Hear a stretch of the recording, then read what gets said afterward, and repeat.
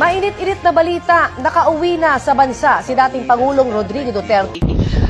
For his return to Davao City, and a lot of them prayed that he will be acquitted of the charges. And we thank the Filipino communities around the world for their prayers. It is a big help, and it helps President Duterte to know that Filipinos regularly visit The Hague, even if they are just outside the detention unit. And Sinalubong siya sa airport ng ilang opisyal ng Philippine National Police kasama ang Interpol. Pasado alas 9 ng umaga nang lumapag ang eroplano Lulan ang dating Pangulo.